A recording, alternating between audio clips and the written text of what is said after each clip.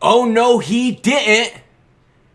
Oh yes, he did. It's Gary Gensler on the attack again, as guess what, everyone? He delayed the ETF ruling, but we got some 4D chess being played, so let's get to the news. Oh baby, I hear the blues are calling, toss salads and scrambled eggs. What's up, everyone? And have you watched the new Frasier show? It's freaking lit, dude. Used to watch that when I was a kid, growing up, starting it off with The Viewer. Give TP, one kid says XRP could have already gone to the moon again if it weren't for all the liars, the negative liars and the positive ones. Again, expectations out of line are causing things not to line up. Coop's Music Vision is kind of saying the same thing. Says, the main reason I gave up on XRP is because it follows every move Bitcoin does like a dog. It's like XRP's Bitcoin's little biznatch. XRPers are cowards that panic when BTC goes down 2%. When it pumps a measly 10%, they sell. Why? Because they know the rest of the cowards will do the same. XRP will never grow to its full potential because they are BTC's biznatcho. Now, I look at it, yes, I see what you're saying. BTC pulls XRP and the rest of the cryptos with it. I understand what you're saying. People see 10%, they sell. The reason a lot of people are seeing 10% and selling has nothing to do with XRP being BTC's biznatcho. It has to do with the fact that people out there realize these moves are not going to last. Not right now. This is not favorable economic times to make big moves last. Bitcoin sitting at 36,690, under 37. But when you hear the good news I'm about to share with you regarding the bad news I'm about to share with you, it'll make you feel a little bit better. ETH 2027, the ETH move is starting to pull back. XRP sitting at 62.9 with XLM right now sitting at what, everyone? 12 cents. HBAR rounding it at 6.1 with XDC 5.3. All right, Certic and Zach XBT impersonators, yes, are starting to steal funds from people. I'm bringing this up because I have seen the same thing with my account. That's right, people trying to impersonate me, saying, hey, give me money. No, everyone. If you want to support the channel, you are welcome to. I don't force anyone to do it, nor do I post anything saying, hey, click on this link, because no. People support because they believe in the value of the channel. Certic and Zach XBT impersonators have stolen over 300,000 in crypto. Crypto sleuth Zach XBT has warned users in an X post on November 15th, saying a large network of bot accounts has started impersonating crypto detectives on the social network. That's important because it's not only Zach XBT, but it's Certic, and Certic is the company that does the auditing. So now think about this. You're starting to see stuff that looks like Zach XBT posts, which a lot of us trust because he's done some really good research out there. You're starting to see Certic stuff, and you're like, oh, a certification company. We gotta be good. No. False. Here's that tweet from Zach XBT, and as always, any article you see in this video, along with all my other ones, what everyone will be linked in the description below. Happy Thursday, by the way. A large network of bot accounts impersonating users like myself on Twitter has resulted in 300 plus thousand stolen. They even tricked Dextero into accidentally making an article post promoting the scam. So even people that are in the know were faked out so well by this, they were like, yo, I'm going to post this. And you're like, no, you just posted a scam, dude. The scam works by having impersonators post about fake Uniswap or OpenSea exploits. Bots would then spam certain hashtags to get the post trending. Unsuspecting victims would click the phishing link and sign messages draining their assets. Again, Coop's Music Vision.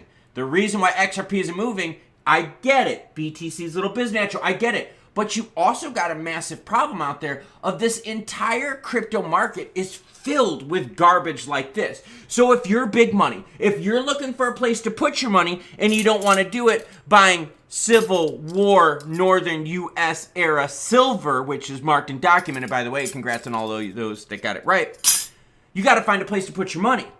Are you going to put your money in crypto where everything keeps getting hacked, scammed, schemed, and stolen? Or fake pumped and dumped? Or fake news articles? That's one of the big reasons why crypto isn't moving. There's too much junk in here. In fact, Jeremy and Touche and I have been chatting back and forth with some messages here, and this is exactly what we're talking about. The truth part of this, money and truth go hand in hand, okay? The more truth, Jesus, Klaus. The more trust you have, the more you feel comfortable putting your money there. If you don't feel comfortable, you don't put your money there. Crypto trust is super low. Think of FTX, think of Celsius, right? Think of USDT. Oh, what about UST? Luna? Yeah, my point. Okay. So anyways, it's all about trust. Now that you're seeing the actors out there that are portraying the most trust in the space being impersonated, that is very, very dangerous. But now the bad news, that's good news. That's bad news, but it's good news. You confused yet? I mean, like, come on. All right. He did it, everyone. Gary Gensler in the SEC puts the brakes on Hashdex and Grayscale ETF as Bitcoin moves. Now, I will say this, though, okay? He delayed it. We're going to get into the specifics. But look at this, okay? Bitcoin didn't move too bad. 36.6, yeah? Under 37, I'm going to be watching this move. Because I'm going to be watching to see if the rejection of this action pushes BTC to that 36,000 mark. But let's keep learning about why. The delay decision is set against the backdrop of heightened anticipation of an approval spot Bitcoin BTC ETF, a development eagerly awaited by the crypto community. We know that's why this recent move has been happening. To date, the SEC has rejected all attempts to list such a product, citing concerns over market manipulation and lack of effective surveillance sharing agreements. Over a dozen companies have filed.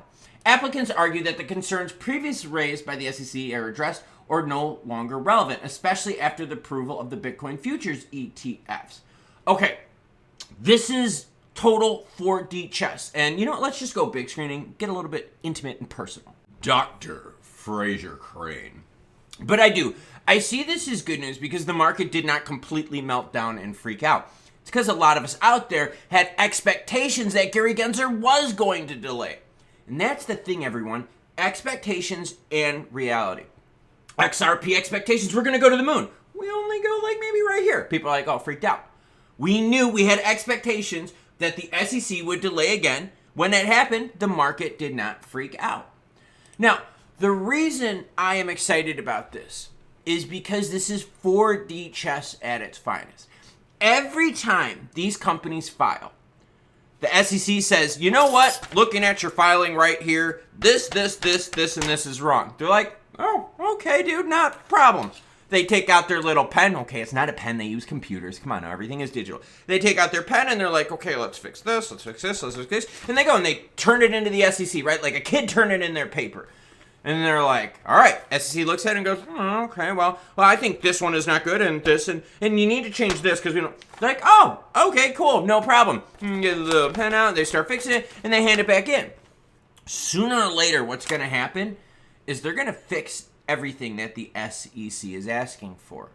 And the moment they fix everything that the SEC is asking for, and the SEC either denies again or approves, well, if they approve, hey, boom goes the dynamite. We're happy, aren't we? But if they deny it, even though after everything has been fixed, well, then you know what happens?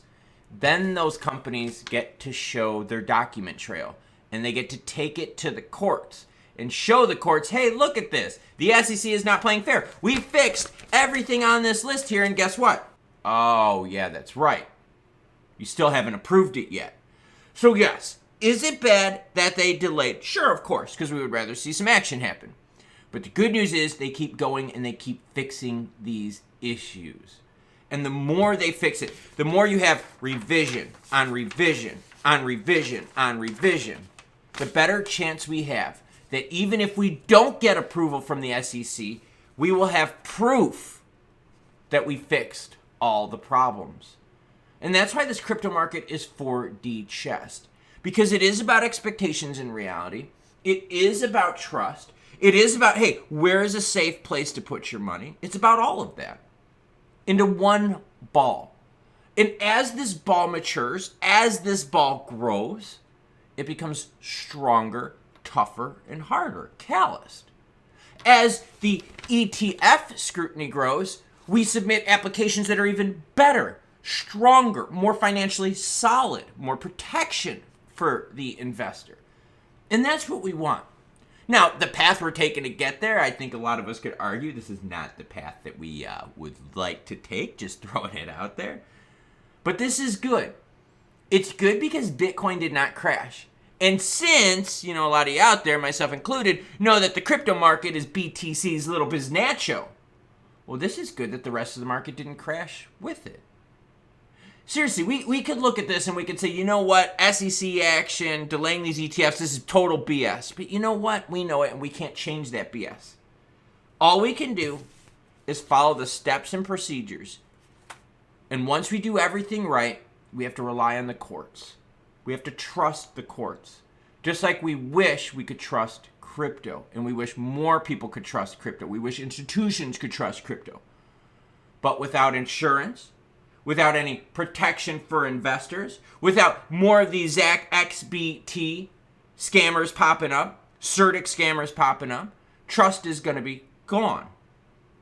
The thing that gives us hope is that we trust the courts. We trust the process. Eventually, once all this stuff gets fixed, once all of these ETFs here get revised and fixed, well, then there should be more trust in the process and trust in crypto. And when there's more trust in crypto, more people, companies, institutions, banks, biggies will feel comfortable putting their money in there. So until then, we're just going to have to deal with the constant submitting of forms to the SEC and rejections. But that's okay, because it's part of the process, and I trust this part of the process because I trust the courts. Now, what am I doing today? Well, today I'm going to be playing a little bit more silver. Ooh, I just threw some all over the place. Oh, maybe some Gorham Baby Cup silver action. Oh, I've got quite a few of these things. I love these things. By the way, this one is not monogrammed, which means it is worth way, way more because people could still use it. Gold and Silver Show was a hit. If you want to leave me a story, drop me an email with gold and silver in the subject. I will have the gold and silver video linked right here. Yep, check it out. Dude, seriously, people loved it. I went to an auction yesterday, scored a home run. It's going to be featured on the next program, and all I got to tell you is that I paid for something, and I can easily 10x my money. Now, I'm going to do a little bit of running today, some lifting, you cool cats. Well, I'll catch you later today. Take care, everyone.